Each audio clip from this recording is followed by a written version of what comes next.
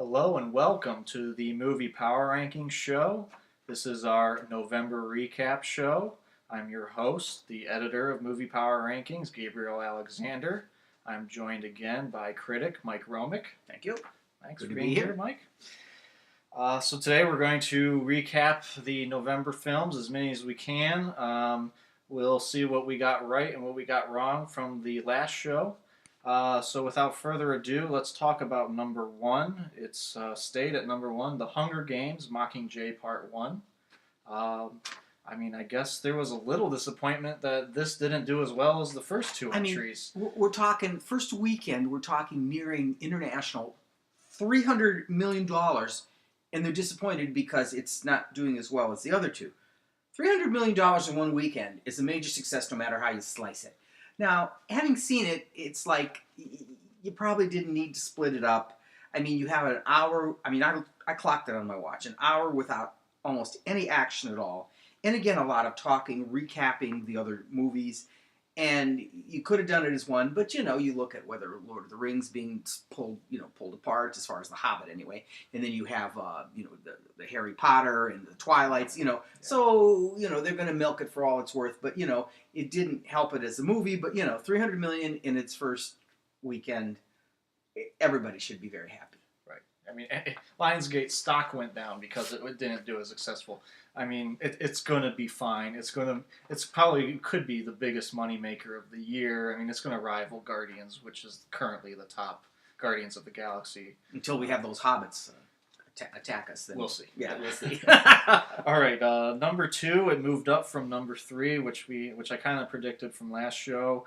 Big Hero 6 is now at number two. Baymax, what a star! Yeah. Oh my God, You're right. I mean, he's going to be under everyone's Christmas tree. And if they don't do a sequel to that, I mean, and it's kind of set up for that. But if they don't do a sequel, then there's something wrong with Disney, and I don't think there's anything wrong with Disney.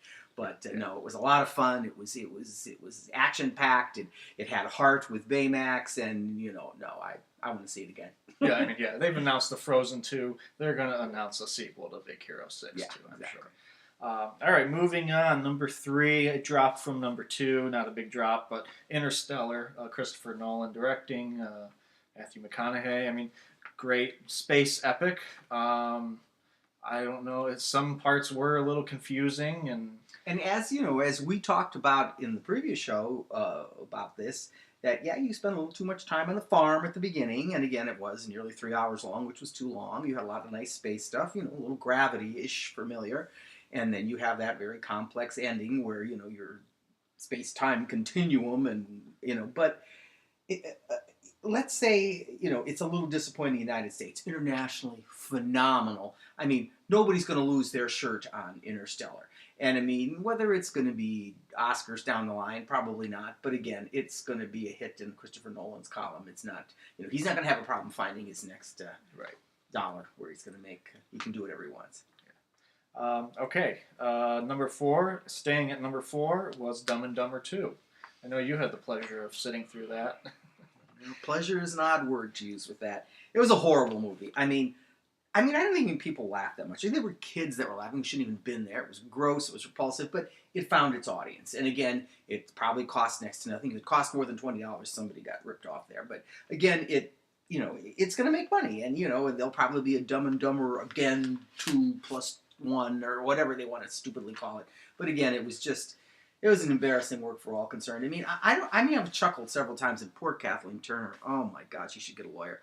But no, again, but like I said, it found its audience, and like I said, the audience turned out to be kids who probably just loved the gross out humor, and some of it was very adult humor, which they shouldn't have been seeing. But yeah, we'll see. I think you're right on the sequel. I mean, Jim Carrey hasn't had a movie this big in a while, and pretty successful, although lowbrow humor. Yeah, well, anyway, again, no one expected it to be 12 Years a Slave, but it didn't have to be quite as awful as it was. Okay. Let's move on to number five then. It moved up from number six, Penguins of Madagascar. I don't think it was as successful as they had hoped, but this will have some legs. The kids will be seeing it through the holidays. And all of the Madagascars have done better internationally than that. And of course, it's an easy thing to dub it. The thing was, it looked nice. The 3D was good. The voices were good. There were some humorous parts, but the story was not any good. And this point of being, the moral is that it doesn't matter what you look like. But the whole point of the movie is they're trying to, make the penguins ugly, and then they're fighting to make the penguins not ugly. That gets all messed up. So you can enjoy it, but boy, I wouldn't sit through it again. But I think you enjoyed the opening. Who did you say has a little? oh my cameo? God, Werner Herzog! It does a narration, and then they actually show him with a camera crew, like he's doing a documentary, like the documentary he did. Mm-hmm. But no, that was very, very funny. But again, kids, like they know Werner Herzog. But again, it was funny for those people in the audience that know him. Yeah, well, the parents that know Werner Herzog. Right. All right, let's move on to number 6. It stays at number 6, Horrible Bosses 2. We may not have needed a sequel to this, but it's been making some decent money for a comedy sequel. Probably didn't cost much, and there was a built-in audience because it did better on, I think, DVD and Blu-ray. I mean, I guess it did fairly well, and of course on the first release, but better on the renting it, and it's another marketable idea, but let's hope they don't go, it's like they're never going to do Hangover 4, hopefully they're not going to need Hangover or Horrible Bosses 3. Yeah, we'll stay with it. Yeah. At 2. All right, number 7, I moved up. It was number 10. The Theory of Everything, the Stephen Hawking biopic with Eddie Redmayne just kind of running. He's going to run away with the and acting. his wife Felicity Jones is every bit as good as he is.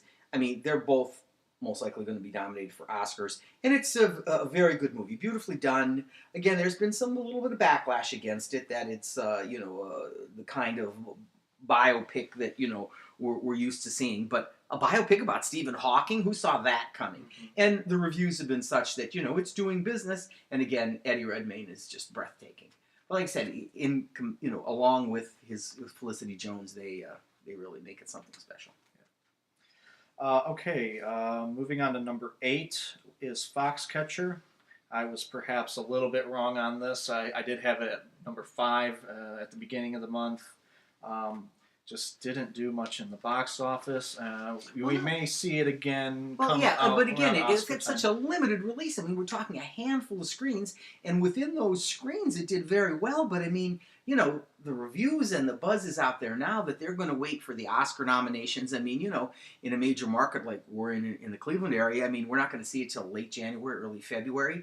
Insane. That's a lifetime. I mean, people will be looking for it, in the Redbox or Netflix or something. They are not, they're wrong to wait on that. I mean, just they should have got it. Well, everybody was talking about it. I mean, and it's like they're going to try and go back to that well, and people will think it's an old movie by the time that comes out to their neighborhood. It's going to need those Oscar nominations for it to make any kind of. And again, Steve Carell supposedly a shoo-in, but you know how that is. As we've said over and over, too many people, and Steve Carell is a TV person, trying to break out of the TV into the movies, and, not that he hasn't had many movies he's been in, and, doing something dramatic with the makeup and the big nose and all, but still, release pattern, very odd. I mean, years ago, that used to be a release pattern, open just in some big cities, and then mosey out there. Well, now, with TV advertising and people expecting to be able to get it 3 months later, waiting 2 months to release it broad is like a big mistake. All right, let's move on to number 9. The Imitation Game was number 8 at the beginning of the month. So pretty close there. It's made some decent money, kind of Foxcatcher money, it looks like. And another limited release. I guess they're going to do that, closer to the holidays. They're going to broaden it. And again, Benedict Cumberbatch, phenomenal reviews. And most people have, said that it's a little slick and all. And again, covering a lot of territory that was covered in Enigma, which I thought was a good movie. A lot of people didn't like. And then you had a play and I think a PBS broadcast with Derek Jacobi called Breaking the Code, which also covers the same material. But again, both of those years ago. But again, Benedict Cumberbatch, hot as can be. I mean, he never takes a vacation. It's from one thing to another, whether he's doing voices in The Hobbit, voices in the Penguins movie. I mean, Imitation Game, he's got Sherlock's. He's going to be filming in January, 3 more, hallelujah. Mm-hmm. So, he's another one of those, getting that long line of actors hoping to be nominated come Oscar time. Yeah, we'll see what happens there. Yeah. All right, rounding out the top 10, Rosewater. It was number 9, Jon Stewart's directorial debut. A very good movie. There were 3 of us in there when I saw it. And again, just audiences, even his audiences, and he's promoted it on his show, didn't go. And again, it's very good, and the guy that is actual plays Rosewater is exceptional. And again, it's a wonderful story, beautifully done, written and directed, and a lot of nice, very good directorial touches by Jon Stewart. And again, just audience wasn't there for it at all. Do you think we'll be seeing that come out Oscar season? It could pop like a screenplay or something, but when something does, I mean, and when it opened, in big cities, it did okay, but when it went abroad, it did nothing. I mean, one weekend out. Yeah. So I don't think it's going to be Oscar nominated unless I said like maybe a technical, maybe a screenplay for Jon Stewart. Hard to say, but it's a shame. Maybe people will find it, in other venues. Yeah. Okay, coming out of the top 10 in number 11 is Beyond the Lights, kind of like a rising star in the hip-hop R&B world. It made a modest amount of money. Found an audience, and that the actress is with a very long, difficult name is fabulous. She was in Belle, and she's wonderful. But like I said, it found its audience, and again, it will find an audience on whether cable or DVD, Blu-ray, and no, I mean, it probably didn't cost a lot, and probably made its money. Yeah. Okay, number 12, it was number 15, moved up just because of the reviews. The Homesman, Tommy Lee Jones's second film. Hilary Swank's kind of in the talk for actress for Oscar nominations, and not many people like the westerns these days, but. And if you see the preview, it looked very good to me. But once again, you're talking about very depressing material where, Hilary Swank ropes Tommy Lee Jones into taking these three, let's say, mentally challenged people back across the prairie. And again, it sounds fascinating, based, I guess, loosely on a true story, but also based on a novel. But, I can't wait. But again, that's going to be a tough sell, too. Yeah. All right, staying at 13 was The Babadook, the Australian horror film. Recently William Friedkin came out saying, that the film is terrifying. That's a good stamp of approval from the director of The Exorcist. But video on demand. Right. Didn't make much theatrically. I'd like to give credit to, Box Office Mojo, which is where I get my figures for all these films. We're looking at $30,000 theatrically, but the real money it's making is on video on demand and on iTunes. And those figures aren't included in Box Office Mojo's, and maybe they should adjust their reporting of those numbers just because that's becoming so common now for these smaller movies, these independent movies, to come out on a on-demand release only. Well, and you have some movies that broadcast and advertised how they did, like Snowpiercer. It came out video on demand on the same day, and it actually did okay at the movie theaters, but way more on video on demand because they tied the release in with the reviews, with the word of mouth, with it was like a perfect storm that met up and had a successful run on both things. But again, we have some movies coming up that are only video on demand. Right. Number 14, it moved up all the way from number 22 on Any Sunday, The Next Chapter, which is a documentary on motorcycle racing, and that found its audience. It's at 500,000 for a documentary, which is good, and again, it's on these on-demand platforms where it's making money there. So it's found its audience. Hopefully they marketed it to people that wanted to see motorcycle documentary, and of course the first one was decades ago. A little late to the sequel, but still there's an audience for that.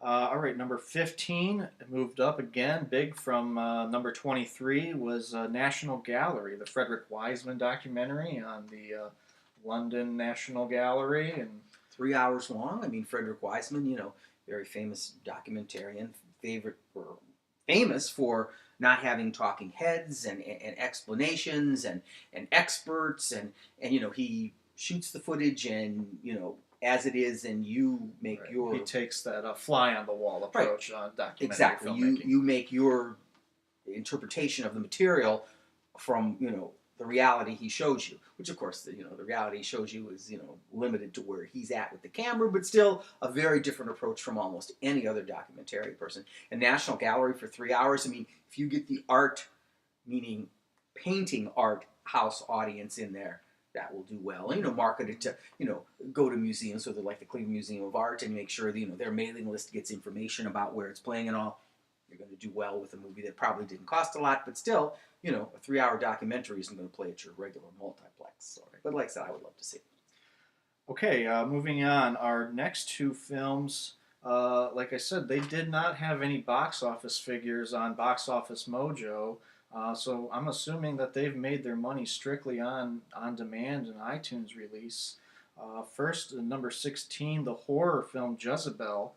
I think it was advertised to even maybe go to theaters, but I think they just changed their mind and just kept it on demand, figuring... Save all those marketing costs and of course, in the old days, it used to be newspaper advertising, but not anymore. It's the way, way more expensive television advertising, and, whether it's internet or whatever, but, save the money on that and, make sure that you have a good trailer that's on, whether it's, on those video on demand menu channels, have a good trailer and, you have a good name, get what's out there and, get the little buzz on the internet from people and, whether ain't it cool or whatever, and you can make some good money, but they've got to release that money because that's part of it. Even if you're not going that way, I mean, Snowpiercer wouldn't have looked as such a good hit if you didn't add in all that video on demand money. Yeah, you're right. Okay, and number 17, again, another film that didn't have any theatrical figures, probably just on demand, was The Better Angels. The A.J. Edwards who's a Terrence Malick protege. And this was one about young Abraham Lincoln. Not to be confused with the John Ford, young Abraham. Yes. Young Mr. Lincoln. Yeah. But, very good reviews for that. And hopefully it's got some, money back from on demand and iTunes.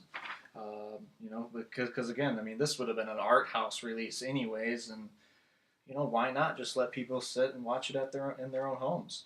Yeah, pay one price for it instead of 2 admissions. But again, I don't know. I like to see things at the movie theater. I just do, and it's not that I don't like to see things on television. God knows I got a collection of Blu-rays and DVDs, but still, I like to go to the movie. You're not interrupted unless there's somebody next to you on their cell phone. No names mentioned. But anyway, it's it's the way of the future. I mean, things are going to be that way where people are going to yank things out of the cloud, and nobody's going to have a lovely collection of movies, or everything's going to be floating around there, and hopefully it won't disappear by some terrorist activity. So. All right, number 18 will be the last film we kind of spent any time on, was Happy Valley, the documentary on Penn State. Our last show we did talk about how the folks at Penn State, how are they going to handle this film. I read that they premiered it at Penn State in Happy Valley. That took some nerve. And yeah, they're lucky there wasn't a riot on their hands, and the filmmakers got out of there alive, because I don't think it was received very well. And it did present both sides of the argument, but still, I think there's a lot of people don't want to hear both sides of some arguments, and in that one of those cases. Yeah. So that'll finish off our discussion today. There were 3 films that I did add to the list that we didn't talk about last time. Why Don't You Play in Hell is a foreign film from a cult Japanese director. The King and the Mockingbird at number 24. In the works for 20 years or something? I have it marked. It started to begin production in 1980, and now we're finally getting to see it. Probably a very bizarre animated movie, probably not for kids, but I was interested in it after reading about it, and see how those we have a couple of those every so often that take their time to come out in a theatrical release for people. Sometimes there's a reason for that. Sometimes it's a happy thing. So we'll see. And the third film I added was The Sleepwalker, kind of like a thriller film, a small independent film. That's come in at number 25. So to see the full list, go to moviepowerrankings.com. Mike, thanks for being here. Sure. And won't we be back with the year-end? Yes, our next show will be our top 10 films of the year. and the runners-up. So we'll try to spend a little time on those. So check us out on Twitter. We're at MP Rankings. We're also on Facebook. And we'll see you next time for our top 10 films of 2014. Everybody have a great holiday. Thanks for watching.